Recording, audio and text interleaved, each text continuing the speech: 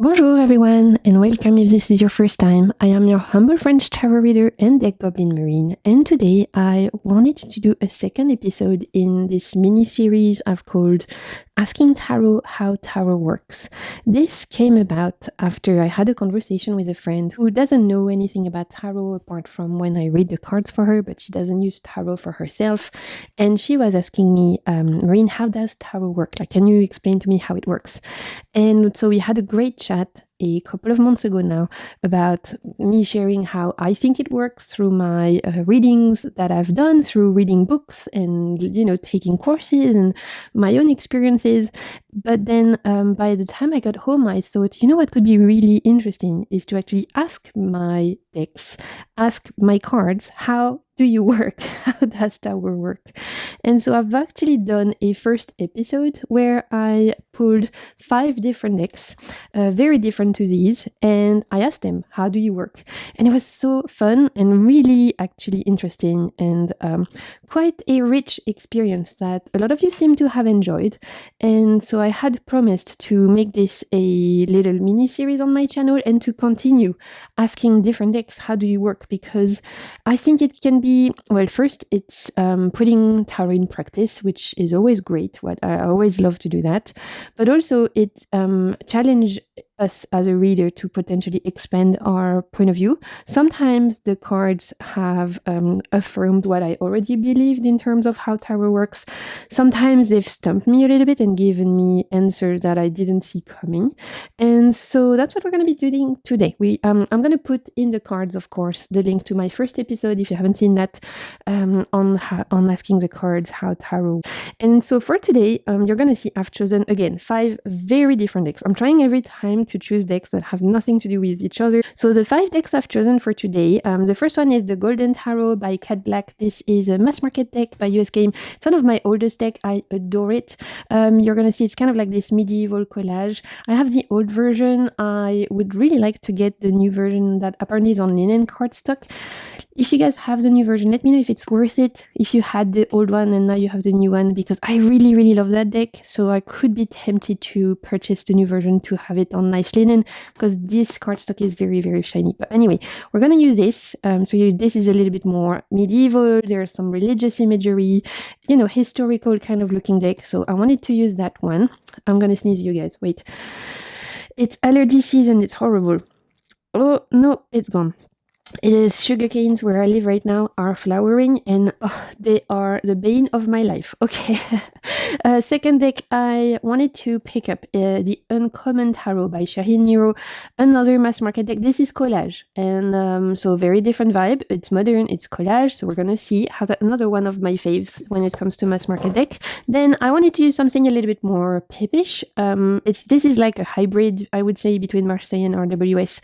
Indie deck by Gurgly by Gamiris. I love Gurgly's art style. He always makes really stunning redrawings of historical decks, Italian decks, Tarot de Marseille. So excited to see what this one has to say. Then I picked up my tarot of Game of Thrones. I thought, why not? Because this is very pop culture, again, very different to the other decks that we've chosen.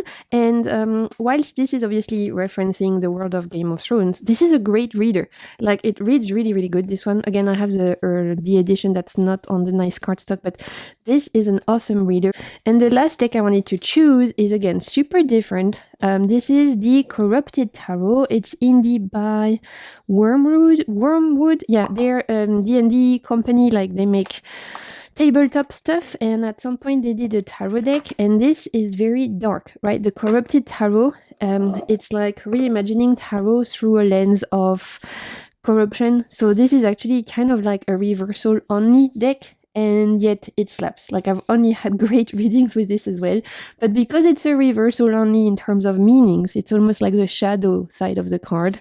I thought again that it could be super interesting to ask this one, because yeah, it's very different, and we're gonna see what it tells us, right?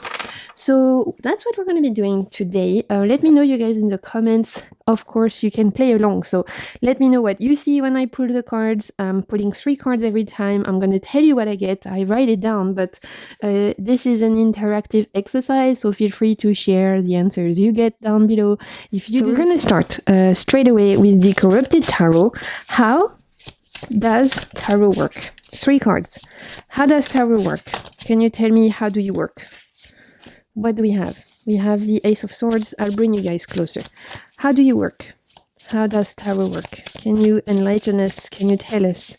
How do you work? How does tarot work? What do we have? We have, ooh, I love that. We have the Lovers and we have the Magician. Okay, this is interesting because in my last episode, there was very few major arcana when I pulled the cards, and that's what shocked me. I was fully expecting a lot of majors, asking tarot how it works, and that didn't happen. I think I had one deck give me Wheel of Fortune, that's it. Otherwise, it was very like mundane, day-to-day minor arcana, and so here we've got finally 2 majors, so I'm excited. Okay, so what do we have? We have the Ace of Swords. I love that deck, you guys. This is probably my favorite when it comes to reversal only. I don't know if it's still in print, but if it is, I really, really recommend it. It's awesome. So Ace of Swords. We have the Lovers. Really great depiction of the lover here. A more narcissistic depiction of the Lovers, right? Very narcissist. But again, this is like a shadow kind of deck, so makes sense. And we have the Magician, which is stunning. I love this Magician. It's kind of giving Octis a little bit. If you guys watch Critical Role's campaign 4, it's giving me Octis with the necromantic vibe. I'm here for it. Okay, so with these 3 cards, how does tarot work? It's a reflection of you, right? It's a mirror. Literally, first card in the middle, we have the Lovers with the mirror. It's a mirror. It is showing you what you potentially already know and yet sometimes don't see. I think we can all agree that's happened to us a lot, right? Something that I've definitely noticed doing readings for many people now over the years is, and for myself, obviously, there's a lot of time where when I do a readings, tarot never announces something surprising. I don't know if you guys can agree on that, but for me, I've noticed that most of the time, tarot, in my experience, tarot has given people away as a mirror here, which is what I truly see it.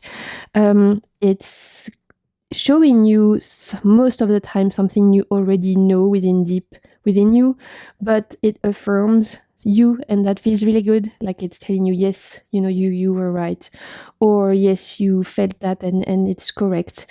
Very few times has tarot announced things, for me anyway, that has been completely surprising. I mean, it's happened. I remember reading for a friend, and she I told her, like, I think you're gonna move abroad, and she was like, I have no intention to move abroad. And I was like, well, that's what the cards are telling me. I think you're gonna move abroad, girl. And she was like, no way.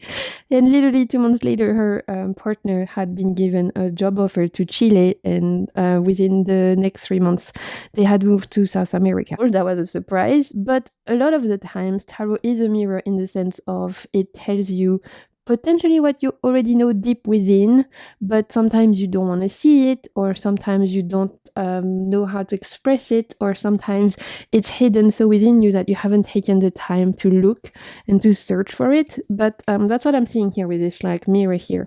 It's a reflection, it's a mirror.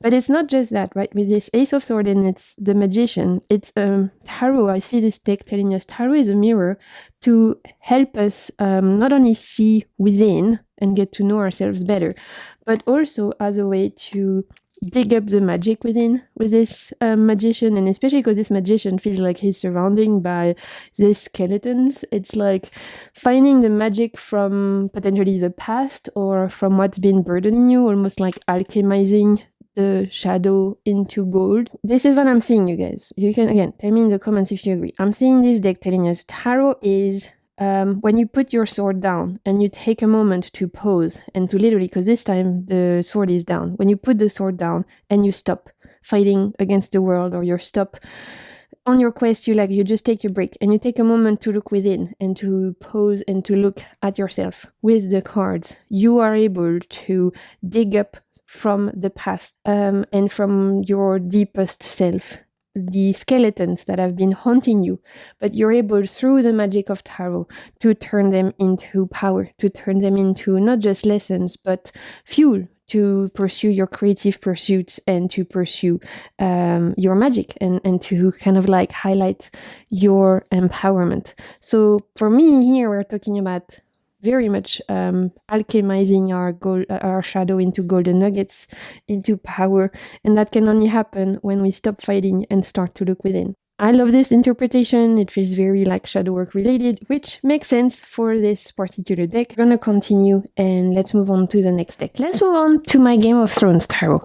So Game of Thrones tarot, we've talked about it. It's a pop culture deck. It's gonna be very interesting. Obviously, it's super rooted in the world from George R. Martin. So, and yet, for me, every time I've used this deck, I've been extremely surprised by what a good reader it is. When it comes to mass market pop culture deck, this is probably one of my best readers. You can see mine is, it's dirty and stuff because I've put this deck to use. It's actually really good.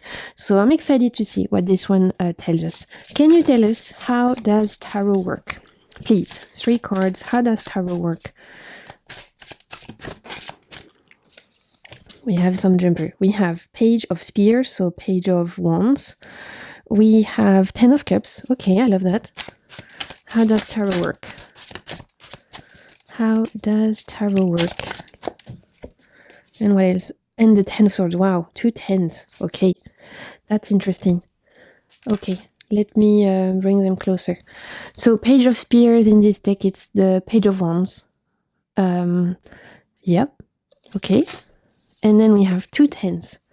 We have the 10 of Cups, which represents the crypt where the family, north in Winterfell, there's one of the family in Game of Thrones who has a home, and in the crypt they have all of their revered ancestors there, buried there. So this is where this is. And then you have 10 of Swords, which references a very big scene in Game of Thrones, where, well, it's self-explanatory. One of the main characters is accused of being a traitor.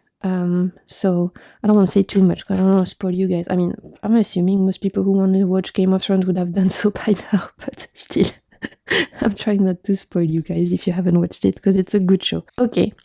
How does tarot work? Page of Spears, 10 of Cups, and 10 of Swords. I think it's like through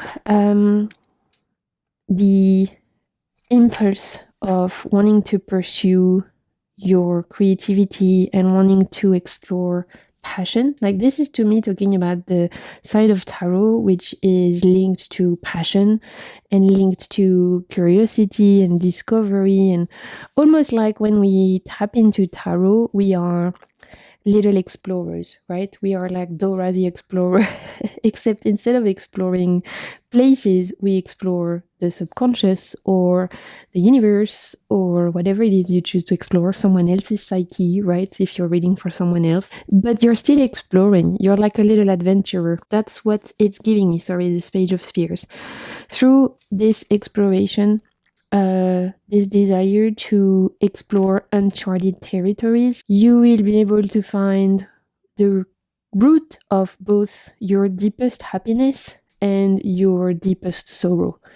So it's only through the courage and bravery of picking up a deck of cards, which is scary, you guys, okay? It takes bravery to pick up cards. It takes bravery and courage to read the cards, and that's something I will always stand behind, because you never know what the cards will reveal. So it does require bravery and courage, which is very Page of Wands energy. Once you have the courage, the bravery to be vulnerable enough to pick up a pack of deck of cards and be like, okay, let's work. This is how you will discover the root of your deepest happiness and your deepest sorrow, right? Tarot works through our willingness to be vulnerable and our willingness to explore, regardless of what we are going to find. Because sometimes, like I said, I told you in the previous deck, I will say something that we most of the time already know or suspect. There's a 30% chance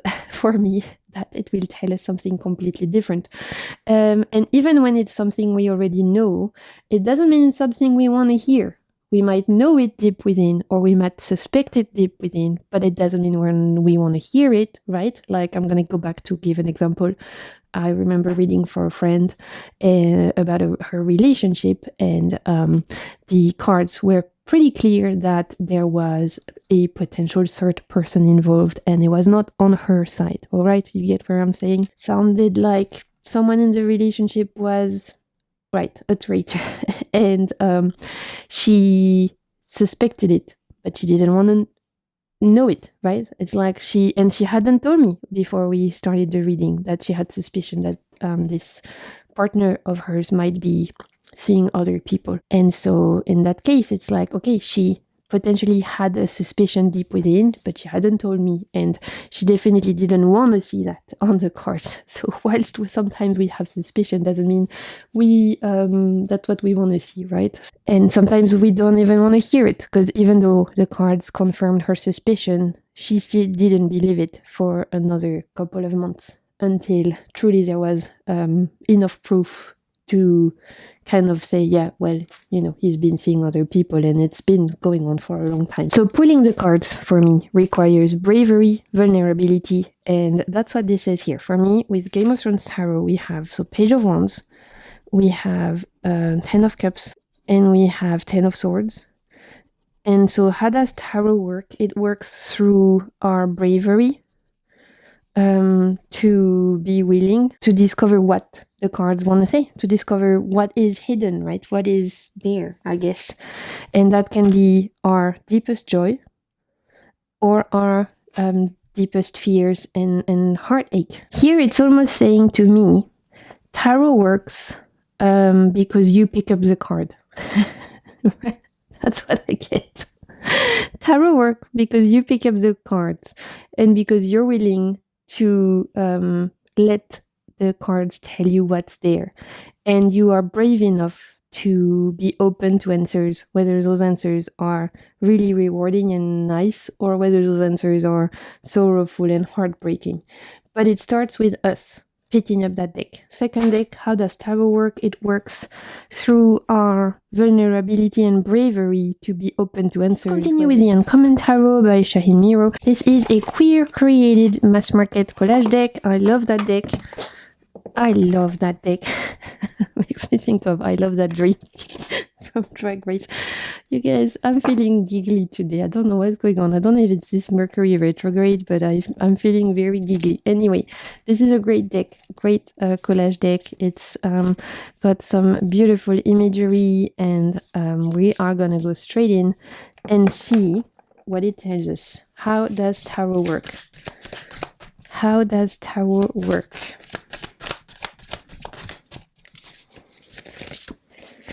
We have, what is that?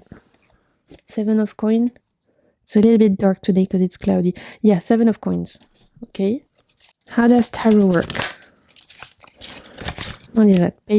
Knight of Cups. Okay. How does tarot work? And 7 of Wands. 2 sevens. Okay. Here we go. We also have Page of Cups. No, Knight of Cups, sorry. I don't know why I keep saying page. It's because they look young, but it's the Knight. Okay. And 7 of Wands. Or just 7 of Wands. I don't get much, you guys. This is crazy.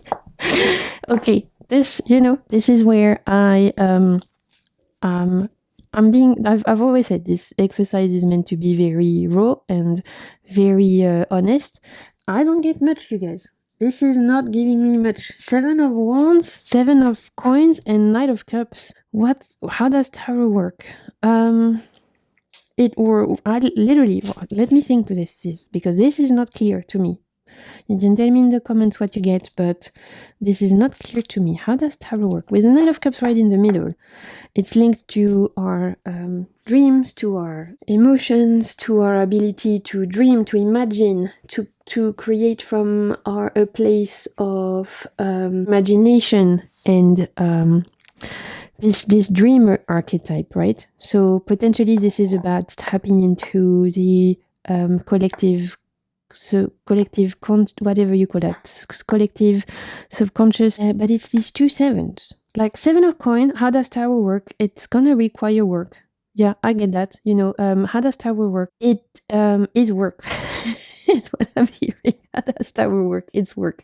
And yeah, I mean, it is. Because can you pick up a deck of cards and do readings? Yes, you could. You could. You could use your intuition. The images speak for themselves. I've seen people who've never learned tarot give good readings. But if you start to dig into it, is it a lifelong work to know tarot, to understand its history, its legacy, its inspiration and influence? Yes, it's so much work if you really want to take that art seriously, right? Because you are going to learn the cards, you're going to learn about Kabbalah, you're going to learn about astrology, you're going to learn about numerology, there's so much, right? You're going to learn about potential historical influences, and then you could expand into learning playing cards, and tarot, it's such a rich art form, or yeah, I guess I can say that, art form, that it takes a lot of work to fully get to know it and fully feel like it can be your friend and ally. You don't have to work, but if you want to take it really as deep as it can go, then it is work. So how does tarot work? It's work. It's going to require work. It requires us to learn, to be patient, it's almost like this deck is trolling me, you guys. This deck is actually giving me a big ass troll moment right now, because I'm asking it how it works. And it's like it works through using your imagination, but also understanding that sometimes it will not want to give you answers, right? 7 of coins, it's like sometimes you got to be patient before you get the results. The results might not come in straight away. You're going to have to persevere. You can't pick up those fruits yet, right? It's not the right time. So this is like, I'm not going to give you the answers straight away. And 7 of wands, when you don't get the answers, you got to keep pushing. You got to accept that it doesn't come easy, that it's not going to be like, here's your answers on a platter. So how does tarot work? Sometimes they won't work, and that's okay. You gotta embrace it and accept and remain open to the experience and keep an open heart regardless. Am I being trolled by my deck? Probably. I think I'm being trolled, you guys. So that's what I've written. I've said, how does tarot work? It's a troll, but more seriously, it won't always make sense straight away. You have to keep going.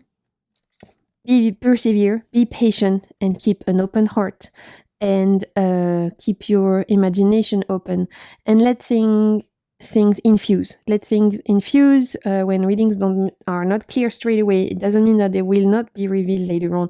And I can absolutely attest that. That's been my experience. The number of times I've had a reading where you pull the cards at first and you're like, what the fuck? Like, it's confusing and you don't understand what it says, but then it does reveal itself a day later, a month later, times later in the future. That's absolutely been the case. So that was interesting. Uncommon Tarot, you're a little bit of a troll, but I like it. Anyways, the Hidden Tales Tarot. This is a very practical deck in my, collection. And so it tends to be great for like career readings, pentacles related readings, finance, very like day-to-day material things. So I am curious to see how it's going to read. It tends to be very hands-on, very practical deck, right? It doesn't really, every time I've used it, does not want to chat about anything spiritual. It's very practical, day-to-day matter. Let's talk about what you can physically do to get the outcome you want, is very much the voice of this deck. So we're gonna see what it is telling us. How does tarot work? How does tarot work? Can you help us out and tell us, how do you work? See, straight away it's giving me 3 cards. Like, this deck just is happy to work. It's easy to read with. I like it. It's never hard deck to work with. 7 of Cups, we have the 4 of Cups, and we have the 2 of Pentacles. Okay, this is what I'm getting. If you think of the future as a potential web, right, of like a spider web with lots of different threads that you could, or lots of different paths. Let's say you're standing at a crossroad and there's lots of different paths ahead of you. 7 of Cups. You're in the middle of that spider webs, and the future is a myriad of paths, a myriad of threads extending in front of you. Tarot helps to reveal the one that is where you could find the most fulfillment, right? Again, with this 4 of Cups, it's like highlighting that one cup. So highlighting almost that one thread on the spider web where you might find the most enjoyment, the most fulfillment, that might be the most aligned with you. Because whilst the future isn't set in stone, tarot definitely can be a compass, right, to navigate. Like I've said, I've definitely made predictions with tarot that turn out to be true. You know, there's definitely been a lot of predictive things coming true with tarot. So whilst the future isn't set in stone, it can definitely tell you, if you go to this path, this is what's most likely to happen.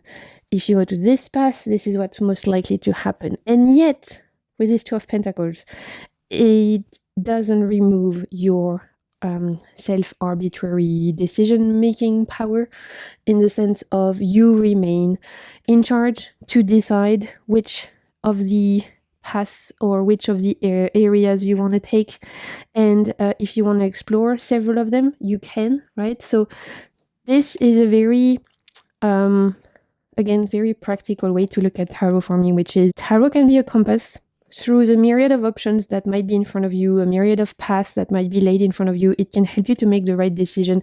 It can help you to narrow it down whilst still making sure that you remain the captain of your own ship, that you retain your ability to choose, right? It's not going to choose for you. It's at the end of the day, it's just a packet of cards. So you have to make sure that you're the ones taking those decisions. You know, when I said to my friend about moving abroad, yes, tarot said that, but tarot wasn't the one that made her partner apply for other jobs that ended up being moved abroad, right? So it's, you still retain the decision making at the end of the day. So for me here, this is saying tarot is a compass that can help you make choices whilst always making sure that you retain your free will. I love that. And this is actually very much how I view tarot a lot of the time. So let me know if you guys agree, if you see this as well. We're going to move on to our last deck. Let's do this. Okay, last deck, Golden Tarot. I'm super pumped about this one because this is one of my oldest decks and one of my best readers when it comes to pretty much anything. I don't really use this one for other people. I tend to keep this one for myself. There's something about this medieval imagery that has always been a breeze to read with for me, and this one has always given me very profound readings. So let's see, how does tarot work? How do you work? How does tarot work? What do we have? Queen of Swords. Okay, how does tarot work, please?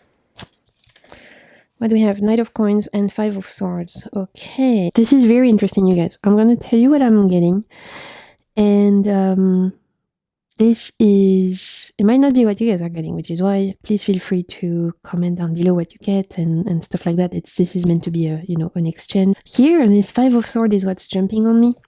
5 of Sword and Queen of Sword, it's like tarot works as a defiance to the norm almost, right? That's like by the willingness to stand against the norm, even if it may lead to judgment or a feeling of being ostracized and a feeling of being on the sideline.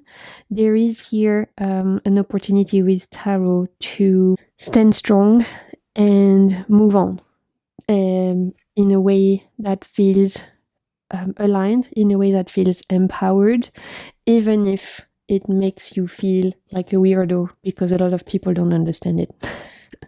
Okay, that's what I get, honestly.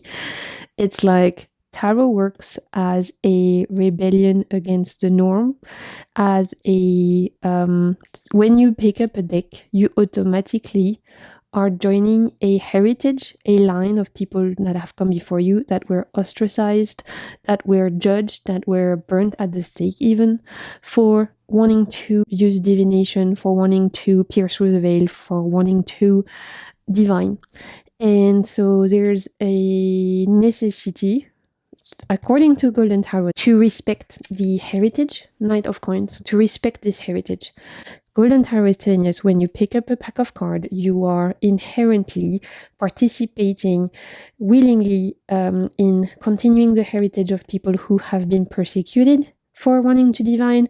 And so there's a necessity to respect that heritage, to respect the tradition, and to be willing to fight, to be willing to stand strong, and to stand fierce in your values and in your knowing that, yes, it's your right to divine, but sometimes people are going to judge you for it. Oh, this is juicy. This is so juicy. I love this so much. How do I put that in one sentence summary? Tarot as rebellion? Yeah, tarot as rebellion, and no, it's not rebellion. Tarot as heritage of diviners who have stood on the outside of society. And so here, tarot is also a way to, it's an invitation to remain strong in the face of adversity. When people are going to come to you and be like, you read tarot? You're weird. Why would you do that? That's strange. Like, who do you think you are? Like, are you Madame Irma? Like, what is wrong with you? You know, we all get that. There's still a lot of negative outlook on tarot. Like, people will judge you. People will look at you like you're weird. People will think you are strange. And some people will even think you might be dealing with the devil. So there's a lot of preconceived crap that surrounds tarot. And for Golden Tarot, tarot is not just a heritage for the persecuted that we need to respect, but it's also an invitation to remain strong in the face of adversity. That might be my favorite answer, you guys, of today. I don't know what you think, but I think that's really cool. And look, 9 of Coins at the bottom of the deck. Through remaining strong in the face of adversity, you can still cultivate a sense of independence and standing strong on your own 2 feet. You don't need people's approval. If society, external people or whatever think it's weird to read the cards and to indulge in divination, know that if it makes you feel strong within yourself, then you should be proud of it. And you know what? I couldn't agree more. So that might be my favorite answer for sure. Okay, today's answer were super interesting. Actually, I mean, this is the point of the exercise, right? So we had, with the Corrupted Tarot, tarot as a mirror.